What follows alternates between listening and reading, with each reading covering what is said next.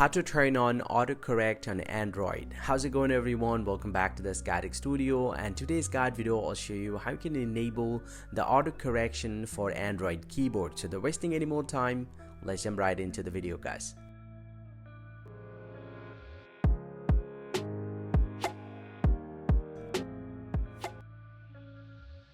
Well, so turning on the autocorrection for your Android keyboard is pretty quick and easy. Simply go ahead and open up the keyboard from a device first. So I'm gonna open up the keyboard. Now once you have opened the keyboard, you'll get to see the settings icon. You just need to tap on this one and it will redirect you to your keyboard settings.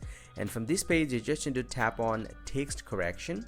And from the text correction, if you scroll down a little bit, you'll get to see the auto correction. If you toggle this option on, your auto correction will be enabled, and this feature will start working while you're using the keyboard on your Android phone.